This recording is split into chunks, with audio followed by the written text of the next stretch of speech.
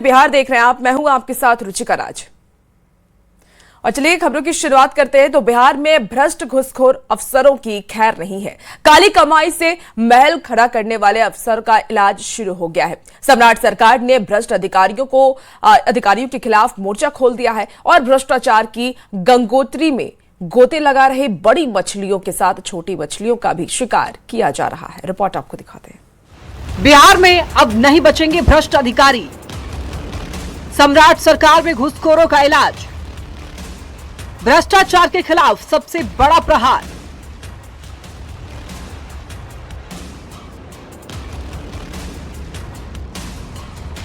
इन चेहरों को गौर से देखिए। घूसखोरी और दलाली का सबसे बड़ा चेहरा रिशुश्री। रिशुश्री के मददगार आईएएस योगेश कुमार, आईएएस अभिलाषा कुमारी शर्मा, भवन निर्माण विभाग के पूर्व मुख्य अभियंता तारिणी दास, वित्त विभाग में बड़े अधिकारी मुमुक्षु चौधरी, नगर विकास एवं आवास विभाग के कार्यपालक अभियंता उमेश कुमार सिंह। ये वही घूसखोर अफसर हैं जिन्होंने बिहार में काली कमाई के खूब वारे न्यारे किए थे, लेकिन अब इन सब पर शिकंजा कस चुका है। एसवीयू ने इन सभी अधिकारियों को अपनी जांच के लपेटे में ले लिया है। रिशुश्री के भ्रष्टाचार की काली कमाई में अहम किरदार निभाने वाले IAS Yogesh Kumar, IAS Abhilasha Kumari Sharma suspend हो चुके हैं। तो गुरुवार को एसवीयू ने अब तक टेंडर घोटाले में एक आईएएस और 2 इंजीनियर को भी गिरफ्तार किया। भ्रष्ट अधिकारियों की खेमे में सनसनी मचा दी। तारिणी दास, मुमुक्षु चौधरी और उमेश कुमार सिंह सलाखों के पीछे भेजे जा चुके हैं। अब एसवीयू को तलाश है एक और बड़े आईएएस अधिकारी संजीव हंस की। संजीव हंस को शिकंजे में लेने के लिए एसवीयू की टीम लगातार उनकी तलाश कर रही है।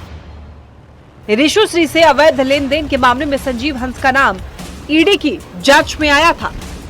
संजीव हंस वही अधिकारी है जिन्हें साल 2024 में मनी लॉन्ड्रिंग और भ्रष्टाचार के आरोप में निलंबित कर दिया गया था। संजीव हंस फिलहाल कहां है, ये किसी को नहीं पता है। भ्रष्टाचार के खिलाफ सरकार का एक्शन सिर्फ बड़ी मछलियों तक सीमित नहीं है। हाजीपुर नगर परिषद कार्यालय के अकाउंटेंट मनीष कुमार के खिलाफ ईओयू ने बड़ी कार्रवाई की। ईओयू की टीम मनीष के 2 अलग अलग ठिकाने पर छापेमारी की। मनीष कुमार का हाजीपुर के बागमली मोहल्ले में आलिशान घर है, जहां ईओयू की टीम ने दबिश दी। मनीष पर आय से अधिक 2 करोड़ की संपत्ति हासिल करने का आरोप है। परिषद के जो अकाउंटेंट हैं, लेखापाल मनीष कुमार है, उनके खिलाफ जो दर्ज शिकायत थी आय से अधिक संपत्ति के मामले में, बागमली, हाजीपुर का बागमली ये मोहल्ला है, आप देख सकते हैं। ये आलीशान मकान जो है वो मनीष कुमार के नाम। बिहार में सम्राट की सरकार आने के बाद भ्रष्ट अधिकारियों पर एक्शन लगातार जारी है। हर जिले में भ्रष्ट अधिकारी एसवीयू के रडार पर हैं, यानी काली कमाई से महल खड़ा करने वाले अधिकारी अब बचने वाले नहीं हैं। सरकार ने ये ठान लिया है कि घूसखोर अधिकारियों का इलाज करके ही दम लेंगे। भ्रष्टाचार के खिलाफ निर्णायक जंग शुरू होने के बाद भ्रष्ट अधिकारियों में खलबली मची हुई है। न्यूज़ 18 के लिए पटना से अमित कुमार के साथ वैशाली से प्रफुल्ल कुमार की रिपोर्ट। और इस वक्त की बड़ी खबर, हाजीपुर नगर परिषद कार्यालय के अकाउंटेंट मनीष कुमार के खिलाफ ईओयू की बड़ी कार्रवाई में करोड़ों की संपत्ति के सबूत मिले हैं। हाजीपुर आवास से जमीन खरीद के दस्तावेज बरामद किए गए हैं। पत्नी और बच्चों के नाम 7 बैंक खातों का खुलासा हुआ है। 10 LIC पॉलिसी और 1.5 लाख वार्षिक प्रीमियम के कागजात मिले हैं। महिंद्रा थार, वैगनार और बुलेट बाइक के दस्तावेज जब्त हुए हैं। करीब 15 लाख रुपए बैंक खातों में फ्रीज किए गए हैं। पत्नी के नाम 85 लाख के 6 भूखंड हैं और इसके खरीदने का खुलासा हुआ है। 2 भूखंड जगदीश राय और सुनीता के संयुक्त नाम पर मिले हैं। आय से अधिक संपत्ति के मामले में जांच तेज है। नगर विकास विभाग को भी रिपोर्ट भेजी गई है। तो देखिए इस वक्त की एक बड़ी खबर आपको बता रहे हैं। हाजीपुर नगर परिषद कार्यालय के अकाउंटेंट मनीष कुमार के खिलाफ ईओयू की बड़ी कार्रवाई में करोड़ों की संपत्ति के सबूत मिले हैं। हाजीपुर आवास से जमीन खरीद के दस्तावेज भी बरामद किए गए हैं। पत्नी और बच्चों के नाम 7 बैंक खातों का खुलासा हुआ। 10 LIC पॉलिसी और 1.5 लाख वार्षिक प्रीमियम के कागजात मिले हैं। महिंद्रा थार, वैगनार और बुलेट बाइक के दस्तावेज भी जब्त किए गए हैं। तो ईओयू की टीम लगातार एक्शन मोड में नजर आ रही है। करीब 15 लाख रुपए बैंक खातों में फ्रीज किए गए। पत्नी के नाम पर 85 लाख के 6 भूखंड खरीदने का खुलासा हुआ है। 2 भूखंड जगदीश राय और सुनीता के संयुक्त नाम पर मिले हैं। आय से अधिक संपत्ति के मामले में जांच अब तेज कर दी गई है। नगर विकास विभाग को भेजी गई है रिपोर्ट। अब आगे की कार्रवाई होगी। तो आवास से जमीन खरीद के कागजात बरामद हुए हैं। पत्नी और बच्चों के नाम 7 बैंक खाते मिले हैं। तो ईओयू का शिकंजा कसा है मनीष कुमार पर। और ज्यादा जानकारी के साथ न्यूज 18 संवाददाता अमित हमारे साथ फोन लाइन पर इस वक्त सीधे जुड़ चुके हैं। अमित, देखिए, अब अकाउंटेंट मनीष कुमार के खिलाफ ईओयू की टीम अहम सबूत और बरामद हुए हैं। और क्या क्या सबूत ईओयू को बरामद हुए हैं और आगे क्या कुछ कार्रवाई होगी? देखिए, जो मनीष हैं लेखापाल, उनके खिलाफ कल छपवाड़ी हुई थी, उनके ठिकानों पर छपवाड़ी हुई थी। और इस दौरान उनके जो ठिकाने हैं वहां से उनके और उनकी पत्नी और बच्चों के नाम पर कुल 7 बैंक खाते जो हैं वो जब्त किए गए हैं। और जिसमें 10 भारतीय जीवन बीमा निगम से संबंधित पॉलिसी है। करीब 1.5 लाख रुपए वार्षिक प्रीमियम जो है वो दर्ज दिया जाता था। उनके अलावा कई गाड़ियां हैं, 4 व्हीलर मोटरसाइकिल हैं। उसके अलावा निवेश के संबंध में जो जब्त अभिलेख हैं उनका अनुसंधान अब किया जा रहा है। इसके साथ साथ तलाशी के क्रम में यह सूचना प्राप्त हुई ईओयू को कि उनके द्वारा जरुआ थाना गंगाब्रिज के निवासी जो है जगदीश राय, उनसे काफी निकट संबंध है और उनके यहाँ भी छापेमारी की गई। तो उनके ठिकानों से भी कुछ जो है दस्तावेज मिले हैं, कुछ जमीन के भूखंड के कागजात मिले हैं। और लगभग 85 लाख रुपए मूल्य के 6 भूखंडों का निबंधन जो है इन्होंने अपनी पत्नी के नाम पर करा रखा है। 2 भूखंड जगदीश राय तथा सुनीता के संयुक्त नाम पर निबंधन कराया गया। जो सुनीता जो है इनकी पत्नी है और इन भूखंडों का बाजार मूल्य जो है दस्तावेजों में दर्शाए गए मूल्य से काफी अधिक बताया जा रहा है। इसके अलावा मनीष कुमार के बारे में ये बताते चले कि मनीष कुमार जो है 2011 में सरकारी सेवा में आने के बाद लगभग 50 लाख रुपया वेतन मद जो है अब तक प्राप्त किए गए हैं। लेकिन जो धन अर्जित इन्होंने किया है वो इससे लगभग 208.57% से अधिक की जो राशि है वो अर्जित कर रखा है। और इस बाबत जो है ईओयू थाने में FIR दर्ज किया गया है और उस FIR के आधार पर आगे की जो कानूनी कार्रवाई है वो की जाएगी। संभवतः मनीष कुमार को पूछताछ के लिए ईओयू कार्यालय भी बुलाया जाएगा कि आखिर उन्होंने ये कुछ संपत्ति कैसे अर्जित किया, इसका स्रोत क्या था और जो पत्नी के नाम पे या जो अपने करीबी जानने वाले के नाम पे इन्होंने ठीक है अमित बना रखी है वो कहाँ से अर्जित की है इन्होंने। ठीक है, आप नजर बना के रखिए। अपडेट आपसे लेंगे। बहुत शुक्रिया फिलहाल जानकारी के लिए। और चलिए अब बात वादों की सियासत की करते हैं। देखिए, बिहार की सियासत एक बार फिर से वादों में उलझ गई है। राष्ट्रीय लोक मोर्चा और भारतीय जनता पार्टी के बीच विधान परिषद यानी कि MLC की सीट को लेकर के हुए समझौते का एक कथित पत्र सोशल मीडिया पर तेजी से वायरल होने लगा है और वायरल होने से राजनीति गर्मा गई है। यह विवाद तब शुरू हुआ जब MLC चुनाव में टिकट नहीं मिलने पर RLM ने पत्र सार्वजनिक कर दिया। क्या है ये पूरा मामला, समझिए इस रिपोर्ट के जरिए।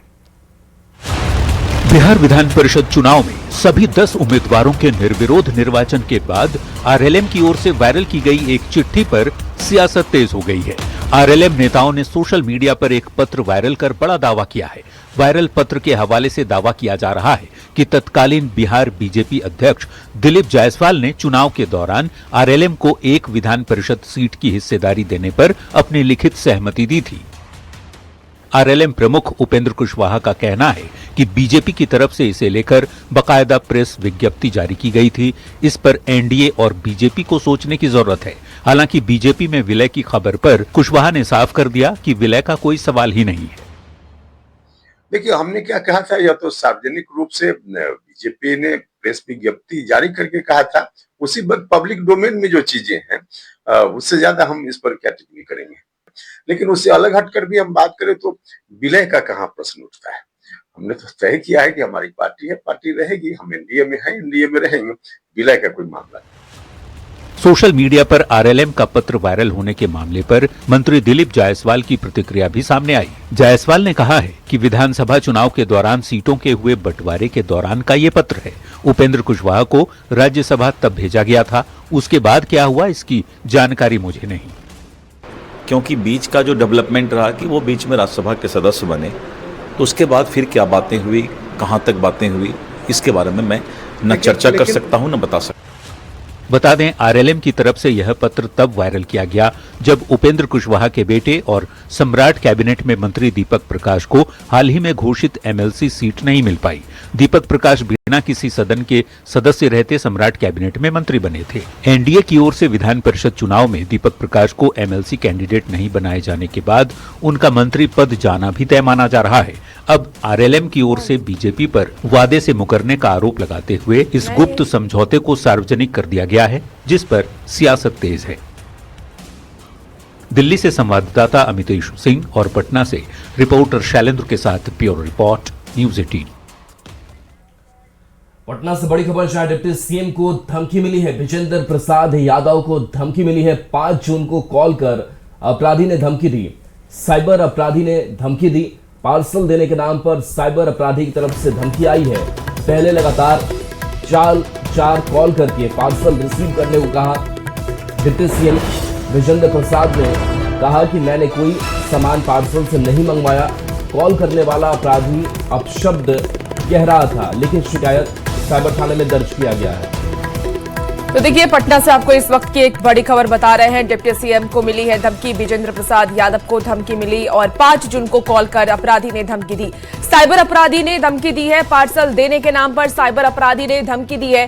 पहले लगातार 4 कॉल करके पार्सल रिसीव करने को कहा। डिप्टी सीएम ने कहा कि मैंने कोई सामान पार्सल से नहीं मंगवाया। ज्यादा जानकारी के साथ न्यूज़ 18 संवाददाता अमित हमारे साथ फोन लाइन पर जुड़ चुके हैं। अमित, देखिए, डिप्टी सीएम को धमकी मिली है। आखिर कौन है शख्स जिसने धमकी दी है? डिप्टी सीएम की तरफ से क्या कोई जानकारी दी गई? देखिए, डिप्टी सीएम इस बाबत उनकी तरफ से कोई जानकारी नहीं दी गई है, लेकिन जो हमारे सोर्स बता रहे हैं या जो साइबर थाने में जो पदाधिकारी तैनात है उनसे जो हमारी बात हुई तो ये जानकारी मिली है कि ये 5 तारीख का पूरा मामला है। एक जो साइबर अपराधी है जो अमूमन लोगों को पार्सल रिसीव करने के नाम पे या उनके साथ जो है पार्सल देने के नाम पर धोखाधड़ी किया करता है, उसी तरह के गैंग से जुड़ा हुआ ये शख्स है। इसने विजेंद्र प्रसाद यादव को कॉल किया और उनको पार्सल रिसीव करने के लिए कहा। उनको कहा कि आपका एक पार्सल से सामान आया है, इसको आप रिसीव कर लें। जिस पर विजेंद्र प्रसाद यादव ने कहा कि हम कोई सामान पार्सल से नहीं मंगवाते। इसके बाद उन्होंने फोन कट कर दिया। फिर दोबारा अपराधी ने कॉल किया, फिर तीसरी बार किया, चौथी बार किया और लगातार फिर अपशब्द बोलने लगा। क्योंकि उसकी जो मंशा थी ठगी करने की, उसमें वो असफल होता दिख रहा था। तो इस चिड़चिड़ाहट में कहें तो वो लगातार जो डिप्टी सीएम थे उन्हें वो अपशब्द करने लगा, जिसके बाद डिप्टी सीएम ने फोन कट किया। फिर फोन उन्होंने रिसीव करना बंद कर दिया। इस बात की जानकारी जो है लिखित रूप से डिप्टी सीएम के जो पीएस है उन्होंने साइबर थाने में दी है। साइबर थाने की पुलिस जो है वो पूरे मामले की छानबीन में जुटी है और जो जानकारी मुझे अभी मिली है उसके मुताबिक यह शख्स जो है शेखपुरा जिला का रहने वाला है और जब साइबर थाने की टीम जो है वहां छापेमारी करने पहुंची थी तो वो शख्स जो है वो फरार हो गया। हालांकि वो मोबाइल फोन जो है जब्त कर लिया गया है, जिससे ये धमकी वाला कॉल जो है वो किया गया था और अब इसकी जांच की जा रही है। एफएसएल से जांच कराई जा रही है और जो कॉल किए गए हैं और जिस तरह से धमकी होगा कि पुलिस की तरफ से आगे क्या कुछ कार्रवाई की जाती है। आप नजर बना के रखिए और अपडेट आपसे लेंगे। बहुत शुक्रिया फिलहाल जानकारी के लिए। और बेगूसराय में बड़ा सड़क हादसा हुआ है। भीषण हादसे में 4 लोगों की मौत हो गई है। 3 दारोगा और 1 ड्राइवर की मौत हुई। ट्रक और कार की टक्कर में यह हादसा हुआ है। मृतक नीरज कुमार बेलारी, साजन पासवान और इसके साथ ही ज्ञानेंद्र अमर अरार थाना में थाना अध्यक्ष के पद पर कार्यरत थे और ये सभी 1 दिवसीय प्रशिक्षण को लेकर के पटना से लौट रहे थे। तभी साहेबपुर कमाल थाना क्षेत्र के बखड़ा में यह हादसा हो गया। तो इस वक्त की आपको ये बड़ी खबर बता रहे हैं जहां सड़क हादसा हुआ है और भीषण सड़क हादसे में 4 लोगों की मौके पर मौत हो गई। 3 दारोगा और 1 ड्राइवर की मौत हुई है। और संतोष हमारे साथ फोन लाइन पर। संतोष, कैसे हादसा हुआ, क्या अपडेट है? जानकारी मिल पाई है, ये तीनों जो थाना प्रभारी थे ये 1 दिवसीय ट्रेनिंग के लिए पटना गए थे और सभी चूंकि मधेपुरा में ही कार्यरत थे तो एक साथ ही लौट रहे थे। लौटने के क्रम में यहाँ साहेबपुर कमाल थाना क्षेत्र के बखड्डा के नजदीक जो है इनकी कार ने ही तेज गति से जा रही ट्रक को पीछे से टक्कर मारी और घटना स्थल पर ही 2 थाना प्रभारी एवं 1 ड्राइवर नीरज कुमार की मौत हो गई और 1 थाना प्रभारी को इलाज के लिए सदर अस्पताल लाया गया, लेकिन जब तक वहां लाया गया तब तक उनकी भी मौत वहां हो चुकी थी। जी चलिए मौके पर जो है बेगूसराय के एसपी मनीष खुद पहुंचे और पूरी जांच पड़ताल की। अभी तक यह स्पष्ट नहीं हो पाया है कि गलती आखिर किसकी थी, लेकिन ये कहा जा सकता है कि ये एक बड़ा हादसा था। जी चलिए शुक्रिया इस अपडेट के लिए आपका। बड़ी खबर बक्सर से है, जहां बक्सर में चोरों का एक अनोखा कारनामा सामने आया है। दरअसल चोरों ने डुमराव थाना क्षेत्र से 40 मीटर ऊंचे एक मोबाइल टावर को ही चोरी कर लिया है। साथ में 15 केवीए की जनरेटर सेट की भी चोरी हुई है। मामला तब सामने आया जब कंपनी की तकनीकी टीम स्थल पर पहुंची, जिसके बाद पुलिस को आवेदन दिया गया। फिलहाल पुलिस मामले की छानबीन में जुट गई है। इसमें की जो है कंपनी है, कंपनी के द्वारा ये बताया गया है कि उनके जो जहाँ पे ओनर थे, जिनके यहाँ पे टावर लगाया गया था, तो वहाँ से जो है वो टावर जो है बेसिकली नहीं अभी मिल रहा है। तो उसी के लिए ही इन लोगों ने एक जांच का टीम का भी गठन किया था। इसमें भी जो एक शिकायत हम लोगों को प्राप्त हुई है, तो इसमें हम लोगों ने जांच प्रारंभ कर दी है और आगे जैसे ही हम लोगों के पास उचित साक्ष्य आएंगे उसमें आगे कार्रवाई करेंगे। बक्सर में चोरों का अनोखा कारनामा सामने आया है। बक्सर जिले के डुमराव थाना क्षेत्र में चोरों ने 40 मीटर ऊंची मोबाइल टावर की चोरी कर ली है। साथ ही 15 केवीए का जो जनरेटर होता है उसे भी चोरों ने चुराया है। इस पूरे मामले को लेकर के जब भूमि के जो मालिक हैं, जब वो अपने टावर के पास पहुंचते हैं तो देखते हैं कि 40 मीटर ऊंचा जो उनका टावर लगा हुआ था वो टावर जनरेटर के साथ गायब है। तो उन्होंने इस पूरे मामले की जानकारी डुमराव थाने को दी है। बाज़ाब्ता इस पूरे मामले को लेकर FIR दर्ज किया गया है डुमराव थाने में। और इस पूरे मामले को लेकर के बक्सर SP शुभम आर्य ने एक स्पेशल टीम बनाई है। चोरों की गिरफ्तारी के लिए छापेमारी जारी है। पुष्पराज, न्यूज़ 18 बक्सर। और जमुई के खैरा में एक दर्दनाक सड़क हादसे के बाद हालात बेकाबू हो गए। हाईवा ट्रक की चपेट में आने से एक छात्रा की मौत के बाद ग्रामीणों का गुस्सा फूट पड़ा। आक्रोशित लोगों ने पुलिस थाने पर हमला बोल दिया। पुलिस और ग्रामीणों के बीच घंटों तक तनाव और पत्थरबाजी होती रही। रिपोर्ट आपको दिखाते हैं।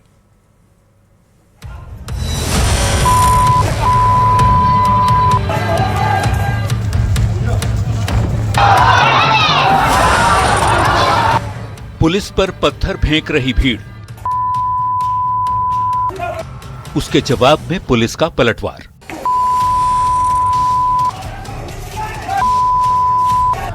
पुलिस जवानों और उग्र प्रदर्शन कर रही भीड़ की तू मैं।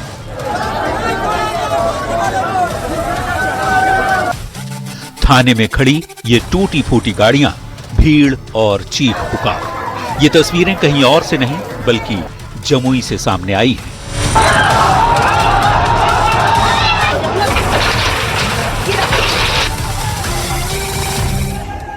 जमुई का खैरा इलाका उस वक्त चीख पुकार और भारी बवाल में बदल गया जब एक बेकाबू हाईवा ट्रक ने सड़क पार कर रही छात्रा मुस्कान को बेरहमी से कुचल दिया। हादसे में मुस्कान की मौके पर ही मौत हो गई, जिसके बाद पूरे इलाके में गुस्सा 7वें आसमान पर पहुंच गया।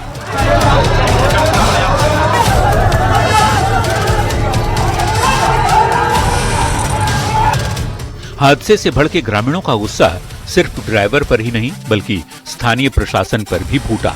देखते ही देखते खैरा बाजार रण क्षेत्र में तब्दील हो गया। आक्रोशित ग्रामीणों ने खैरा थाने पर धावा बोल दिया और जमकर पत्थरबाजी शुरू कर दी। इस पथराव में कई पुलिसकर्मियों को गंभीर चोटें आई हैं। स्थिति इस कदर बेकाबू हो गई कि करीब 4 घंटे तक पुलिस और जनता आमने सामने डटी रही। मामला हुआ, मेरा लड़की आई थी पढ़ने के लिए और उसको ट्रक चिप दिया। अब हमको कुछ नहीं चाहिए, हमको ड्राइवर चाहिए और ड्राइवर को मालिक चाहिए और निर्णय होना चाहिए। 15 लाख रुपया घूस दिया है, उसका हमको इंसाफ चाहिए। प्रशासन गोली 1000 चला दिया है, कुल पब्लिक भाग गया है। भीड़ को तितर बितर करने और स्थिति को नियंत्रण में लेने के लिए पुलिस को बल प्रयोग करना पड़ा। उग्र भीड़ को पीछे खदेड़ने के लिए पुलिस की तरफ से कई राउंड हवाई फायरिंग भी की गई, जिसके बाद बाजार में भगदड़ जैसी स्थिति बन गई। हाँ, उसका अभी डिटेल आना बाकी है, लेकिन हवाई थी जब रोडबाजी हो रही थी उसमें बल की कमी थी तो पुलिस द्वारा आत्मरक्षा जो है वो गोलियां चलाई गई। इस तनाव के बीच जिला प्रशासन और पुलिस के आला अधिकारी मौके पर पहुंचे। अधिकारियों ने पीड़ित परिवार और नाराज ग्रामीणों को काफी देर तक समझाया बुझाया। उन्हें उचित मुआवजे और आरोपी ड्राइवर पर सख्त कार्रवाई का आश्वासन भी दिया। प्रशासन की काफी मिन्नतों के बाद मामला शांत हुआ और तब जाकर घटना के पूरे 6 घंटे बाद छात्रा के शव को हाईवा ट्रक के नीचे से निकाला जा सका। फिलहाल खैरा बाजार में स्थिति नियंत्रण में है, लेकिन एहतियातन भारी संख्या में पुलिस बल को तैनात भी कर दिया गया है। न्यूज़ 18 के लिए जमुई से केसी कुंदन के साथ ब्यूरो रिपोर्ट।